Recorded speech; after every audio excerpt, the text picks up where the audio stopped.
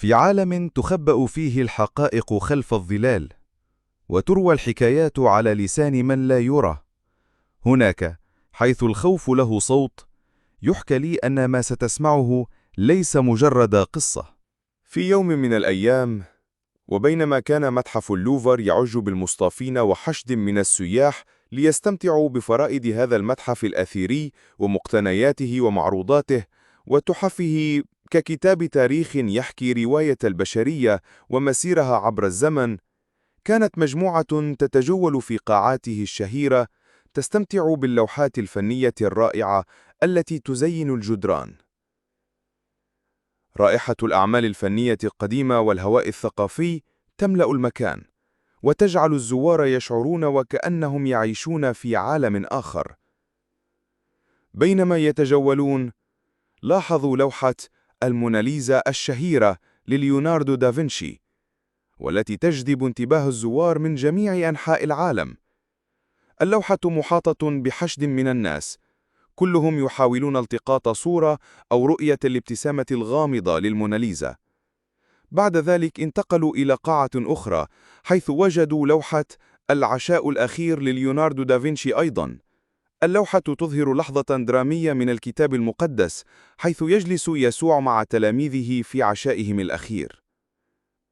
بينما يتأملون اللوحات، لحقهم مرشد سياحي يرتدي بدلة رسمية، وبدأ يشرح لهم عن اللوحات والفنانين الذين رسموها. المرشد السياحي يعرف الكثير عن الفن والتاريخ، ويشرح الأشياء بطرق ممتعة ومثيرة. بعد قليل وصلت المجموعة إلى لوحة طوافة قنديل البحر لتيودور جيريكو. اللوحة كبيرة جدا، وتظهر لحظة درامية من غرق السفينة ميدوزا في عام 1816. المرشد السياحي يشرح عن القصة، ويصف كيف كانت السفينة تحمل مستوطنين فرنسيين إلى السنغال، وكيف غرقت في البحر.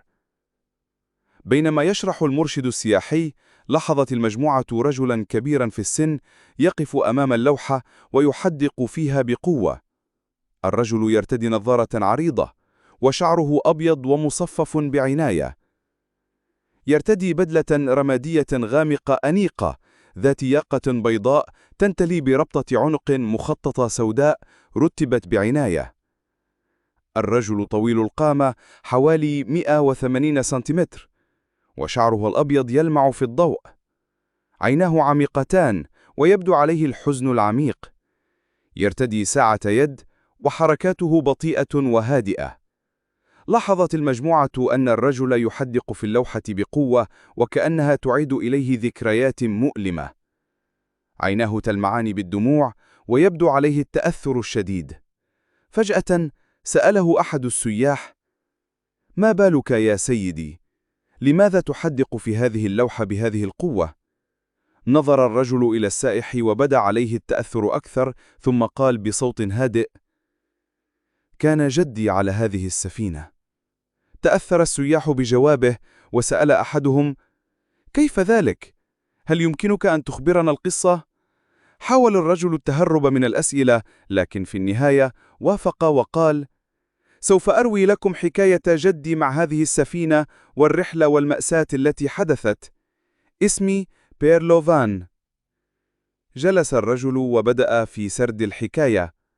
أخذ في صعوبة تنهيدة سريعة يسرق بعض الأنفاس في عام 1815 كانت الحكومة الفرنسية تستعد لإعادة بناء مستعمراتها في أفريقيا بعد هزيمة نابليون في معركة واترلو. كانت السفينة ميدوزا واحدة من السفن التي تم تجهيزها لنقل المستوطنين الفرنسيين إلى السنغال. كان جدي الأكبر جاك يعيش في ظروف مادية سيئة في فرنسا. كان جدي يعمل كعامل في مصنع، لكن الأجور كانت منخفضة والعمل كان شاقا. كانت عائلة جدي تعاني من الفقر، وكان جدي يبحث عن طريقة لتحسين وضعه المادي. في أحد الأيام سمع جدي عن فرصة للانضمام إلى الرحلة الاستعمارية إلى السنغال. كانت الحكومة الفرنسية تقدم تذاكر مجانية للمستوطنين الذين يرغبون في الانتقال إلى إفريقيا. كان جدي مهتما بالفرصة، وقرر أن يتقدم للحصول على تذكرة. بعد عدة أسابيع من الانتظار، تلقى جدي رسالة من الحكومة الفرنسية تفيد بأنه تم قبوله في الرحلة. كان جدي سعيداً جداً وبدأ في التحضير للرحلة. باع بعض ممتلكاته وقال وداعاً لأصدقائه وعائلته، وكله أملاً أن يعود لهم في ظروف شخصية ومادية أفضل. في 2 يوليو 1816 تجمع الركاب والمستوطنون على السفينة ميدوزا. كانت السفينة كبيرة جدا بطول 30 مترا وعرض 9 أمتار. كانت تحمل على متنها أكثر من 400 شخص، بينهم مستوطنون فرنسيون وعسكريون وبحارة. كان جدي يحمل حقيبة صغيرة تحتوي على بعض الملابس والطعام والمعدات الأساسية. كان يبدو عليه القلق والتوتر، لكنه كان أيضا متحمسا للبدء في رحلته الجديدة. كانت تجهيزات السفينة في ذلك الوقت بدائية جدا. كانت تحمل ذخيرة وعتادا عسكريا، بالإضافة إلى المعدات واللوازم اللازمة للمستوطنين. كانت السفينة مجهزة أيضا بمعدات الملاحة والاتصالات، لكنها لم تكن كافية لضمان سلامة الرحلة. عندما بدأت السفينة في الإبحار، تجمع الركاب على سطح السفينة لمشاهدة الشاطئ الفرنسي يختفي في الأفق. كان جدي واحدا منهم، وهو يلوح بيده لعائلته وأصدقائه الذين بقوا على الشاطئ. بدأت السفينة في الإبحار في البحر المفتوح، وبدأ الركاب في التأقلم مع الحياة على متن السفينة. كانت هناك بعض المشاكل في البداية، مثل نقص الطعام والماء، لكن الركاب كانوا يأملون في وصولهم إلى السنغال قريباً. كان قائد السفينة ميدوزا هو هيوغو ديروي، وهو ضابط بحري فرنسي لم يكن لديه خبرة كافية في الملاحة البحرية. كان ديروي قد عينه وزير البحرية الفرنسي على رأس السفينة، على الرغم من عدم كفاءته. الضباط المساعدون لديروي أيضا غير أكفاء، ولم يكن لديهم الخبرة الكافية في الملاحة البحرية. كانوا يعتمدون على الخرائط القديمة والمعلومات غير الدقيقة، مما جعلهم غير قادرين على تحديد موقع السفينة بدقة. في غرفة القيادة، كان ديروي والضباط المساعدون يتناقشون حول مسار السفينة. كان ديروي يؤكد على ضرورة الوصول إلى السنغال في أقرب وقت ممكن، بينما كان الضباط المساعدون يحذرون من المخاطر المحتملة في البحر. يجب أن نغير مسارنا، قال أحد الضباط. نحن قريبون جدا من الشاطئ الموريتاني. لا أريد أن أتأخر عن موعدنا، أجاب ديروي. كانت هذه المناقشات تثير القلق بين الضباط والركاب، لكن ديروي كان مصمما على موقفه. في 5 يوليو 1816 كانت السفينة ميدوزا تسير في مياه المحيط الأطلنطي، بالقرب من سواحل موريتانيا. كان قائد السفينة هيوغو ديروي يؤكد على ضرورة الوصول إلى السنغال في أقرب وقت ممكن. فجأة لاحظ أحد الضباط أن السفينة تقترب من الوسادة الرملية. نحن قريبون جدا من الوسادة الرملية، صرخ الضابط. يجب أن نغير مسارنا حالا. لكن ديروي لم يأخذ تحذيرات الضابط بجدية. لا، سنستمر في المسار الحالي، قال. نحن لسنا قريبون جدا من الوسادة الرملية. لكن الوقت كان متأخرا جدا. اصطدمت السفينة بالوسادة الرملية وبدأت في الغرق بسرعة. كانت الصدمة قوية جدا، وبدأت السفينة في الميل إلى جانبها. لقد اصطدمنا بالوسادة الرملية، صرخ أحد الركاب. السفينة تغرق. بدأ الركاب والطاقم في التحرك بسرعة، لكن كان واضحا أن السفينة كانت في خطر كبير. بعد اصطدام السفينة بالوسادة الرملية، حاول الطاقم إخراجها من الرمال، لكن كل الطرق لم تنفع. استخدموا المراسي والكابلات والرافعات، لكن السفينة بقيت عالقة في الرمال. يجب أن نجد طريقة لإخراجها، قال ديروي. لا يمكننا البقاء هنا للأبد. حاول الطاقم استخدام المد والجذر لمساعدتهم على إخراج السفينة، لكن لم يكن هناك مد كاف لرفع السفينة من الرمال. كما حاولوا تفريغ حمولة السفينة لتخفيف وزنها، لكن ذلك لم يكن كافياً. مع مرور الوقت بدأت السفينة في الغرق أكثر في الرمال، ويشعر الركاب والطاقم بالرعب والخوف. كان واضحاً أنهم في مأزق خطير. ماذا سنفعل الآن؟ بدأ الركاب يتساءلون. لا يمكننا البقاء هنا. مع تفاقم الوضع بدأ ديروي يتصرف بشكل مرتبك وأناني. كان يبحث عن طريقة لإنقاذ نفسه وأقربائه دون الاهتمام بالركاب الآخرين. سوف نأخذ سفن النجاة ونركب فيها الضباط وكبار القوم، قال ديروي. أما الباقون فسوف يركبون طوفاً بدائياً نعده لهم. كان القرار صادماً للركاب الذين شعروا بالخوف والغضب. كيف يمكن لقائد السفينة أن يتركهم يموتون؟ جاك، جد بير، كان واحداً من الركاب الذين تم إخبارهم بأنهم سيكونون على الطوف. كان يشعر بالخوف والقلق، لكنه كان يحاول أن يبقى هادئاً. ماذا سنفعل على هذا الطوف؟ سأل أحد الضباط. هل سيكون لدينا ما يكفي من الطعام والماء؟ سنفعل ما نستطيع، أجاب الضابط، لكن لا أستطيع أن أعدك شيئاً. بدأ العمل على بناء الطوف الذي كان هيكلاً بدائياً مصنوعاً من الخشب والحبال. كان من المفترض أن يحمل أكثر من 150 شخصاً، لكنه لم يكن مصمماً لتحمل مثل هذا العدد من الناس. عندما تم إخبار الركاب بأنهم سيكونون على الطوف، كانت هناك احتجاجات ورفض. لم يكن الركاب يريدون أن يتركوا على متن طوف بدائي في البحر، بينما كان الضباط وكبار القوم يركبون سفن النجاة الآمنة. هذا غير عادل، صرح أحد الركاب. نحن لا نريد أن نموت على هذا الطوف. لكن ديروي والضباط كانوا مصممين على تنفيذ خطتهم. ليس لديكم خيار، قال ديروي. هذا هو الحل الوحيد لإنقاذ أكبر عدد ممكن من الناس. أجبر الركاب على الصعود إلى الطوف الذي كان مزدحما ومكتظا بالناس. كان هناك صراخ وبكاء، بينما كان الركاب يحاولون التأقلم مع وضعهم الجديد. جدي كان واحدا من الركاب الذين صعدوا إلى الطوف. كان يشعر بالخوف والقلق، لكنه كان يحاول أن يبقى هادئا من أجل نفسه ومن أجل الآخرين. في مشاعر يسكنها قلوب تكاد تتوقف من الفزع من ناحية، والدموع في قسمات أخرى، وكأن الطوف قد تحول بخشباته وحباله الرثة لمنصة مسرح يعرض مشهدا سورياليا حزينا يختلط فيه المبكي بالصامت والمصروع المهلوس بالهادئ الذي يصطنع التبات ويتأمل المصير المنتظر. جلس ما يقرب 150 راكبا على سطح الطوف، واليأس يعبث بالأمل ويهز كل كيان بينهم.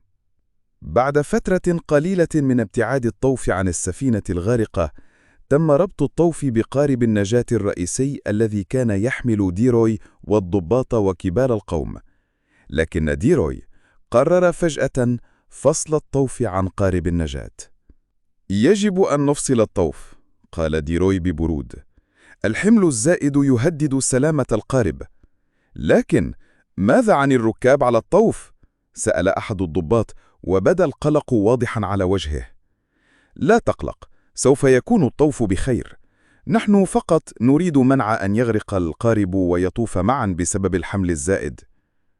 تم قطع الحبل الذي يربط الطوف بقارب النجاة، وترك الركاب على الطوف لمصيرهم كأوراق خريف تتساقط في مهب الريح. كان الطوف يحمل أكثر من 150 شخصاً مع قليل من الطعام والماء، وفي وسط البحر المفتوح. شعر جدي بالرعب واليأس يتملكانه، كمن يغرق في بحر من الظلمات. بينما كان الطوف يبتعد عن قارب النجاة وتاركا الركاب يواجهون مصيرهم المجهول، بدا وكأن الأمل نفسه يبتعد عنهم، تاركا لهم فقط الظلام والخوف. بعد أن تم فصل الطوف عن قارب النجاة، بدأ الركاب يفقدون صوابهم، كأنهم أوراق خريف تتطاير في عاصفة هوجاء لا يمكن السيطرة عليها. كانت الظروف على الطوف قاسية للغاية، مع عدم وجود طعام أو ماء كافيين، والتعرض للشمس الحارقة والرياح العاتية التي ترفرف على وجوههم كأشباح الموت. ومع مرور الوقت وتعاقب الليل والنهار عليهم وهم في هذا البحر اللجي، والأمواج تدفعهم إلى المزيد من التيه والضياع، تحول الطوف من مسرح سوريالي إلى غابة يسكنها الوحوش. لا ذلك السكون الذي بدأ معه تصنع الهدوء. روى الناجون ومنهم جدي عن مشاهد حصلت ما بين الركاب وبعضهم لا تقع إلا ما بين الذئاب وفرائسها، إذ تم التخلص وبكل وحشية من بعض الركاب الأضعف والأكبر سناً، حتى الأطفال لم يرحموا. في هذا الكابوس بات الجميع إما قاتلاً أو مقتولاً. رمي البعض عنوة في البحر، واستولى من هم الأقوى على ما تبقى من القليل من الطعام والماء، وترك الآخرون ليتضوروا جوعاً وعطشاً. بل إن البعض قد ألقى بنفسه إلى مياه البحر بعد أن فقد جزءاً من صوابه، ومن قبله أي رحمة أو عون من زملائه. واستبقي على بعض جثث الموتى من الركاب فقط لأنها تحولت إلى الوجبة اليومية لمن تبقى. واستطاع البعض تحمل أكل لحم أخيه ميتاً. وتحول الطوف إلى ما أشبه بمائدة الطعام العائمة لأسماك القرش، التي ما عادت تفارق الطوف صباحاً ومساءً وهي تلتف حوله تنتظر وجباتها البشرية. وروى بعض الناجين عن مشاهد أليمة لافتراس تلك الأسماك المتوحشة لزملاء لهم وسط صراخ واستنجادات على الأغلب لم تكن لتهز مشاعر أحد على الطوف، لأنه الأغلبية قد فقدوا تقريبا آدميتهم، وما عادوا يفرقون كثيرا عن تلك الفكاك المفترسة. كيف وقد كان إيجاد كسرة خبز أو قطعة بسكويت بين شقوق أخشاب ذلك الطوف كانت تستدعي قتالا لا ينتهي إلا برمي أحدهم في البحر أو في خنق الآخر حتى الموت.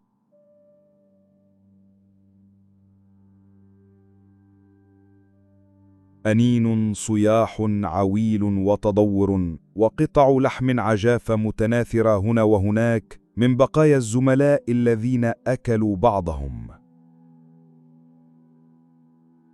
هكذا كانت الحياة على الطوف بينما الأمواج تدفعهم إلى المزيد من التيه والضياع. شعر جدي بالرعب واليأس يتملكانه كمن يغرق في بحر من الظلمات. بينما كان الطوف يبتعد عن قارب النجاة وتاركا الركاب يواجهون مصيرهم المجهول، بدا وكأن الأمل نفسه يبتعد عنهم، تاركا لهم فقط الظلام والخوف. بعد أن تم فصل الطوف عن قارب النجاة، بدأ الركاب يفقدون صوابهم، كأنهم أوراق خريف تتطاير في عاصفة هوجاء لا يمكن السيطرة عليها. كانت الظروف على الطوف قاسية للغاية، مع عدم وجود طعام أو ماء كافيين، والتعرض للشمس الحارقة والرياح العاتية التي ترفرف على وجوههم كأشباح الموت. ومع مرور الوقت وتعاقب الليل والنهار عليهم وهم في هذا البحر اللجي، والأمواج تدفعهم إلى المزيد من التيه والضياع. وفق العديد من الروايات، لا يمكن وصف الأهوال والكوارث والتجرد من الآدمية والإنسانية التي وقعت وحصلت على سطح طوف ميدوزا. وبعد 13 يوما من المعاناة، تم إنقاذ الركاب الناجين من الطوف عندما شاهدتهم سفينة أفريقيا، وهي سفينة تجارية بريطانية كانت تمر في المنطقة. كانت السفينة قد ابتعدت عن مسارها الأصلي، وكانت تبحر قريبا من الساحل الأفريقي. عندما شاهد قائد السفينة هوغز الطوف ووجد الناجين في حالة يرثى لها، أمر طاقمه بإنقاذهم. تم إنقاذ 15 شخصاً فقط من الركاب، وكان جدي واحداً منهم. كان ماجون في حالة سيئة للغاية، يعانون من الجوع والعطش والجروح. تم تقديم الرعاية الطبية لهم على متن السفينة، وتم إطعامهم وتقديم الماء لهم. بعد إنقاذهم، تم نقل الناجين إلى مدينة سانت لويس في السنغال، حيث تلقوا الرعاية الطبية والغذاء. كانت هذه نهاية رحلة مأساوية للركاب، ولكنها كانت بداية جديدة للناجين. هذه القصة مبنية على أحداث حقيقية، وهي مأساة غرق السفينة ميدوزا في عام 1816. تم إنقاذ 15 شخصاً فقط من أصل 147 شخصاً كانوا على متن الطوف. كانت هذه الحادثة واحدة من أكثر المآسي البحرية فظاعة في التاريخ. بعد انتشار خبر الواقعة ونزولها كصاعقة في الأوساط الفرنسية والرأي العام، تم استدعاء القائد والضباط إلى المحاكمة. كانت المحاكمة مثيرة للجدل، حيث شهد الناجون على التصرفات المرتبكة والرعناء التي أدت إلى وفاة معظم من كانوا على الطوف.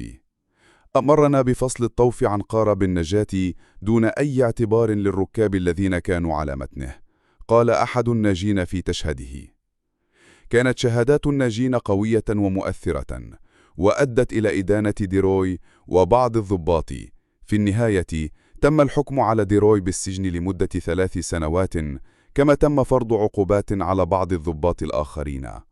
كانت المحاكمة هامة، حيث سلطت الضوء على الأخطاء التي أدت إلى هذه المأساة، وأظهرت أهمية المساءلة والعدالة في مثل هذه الحالات.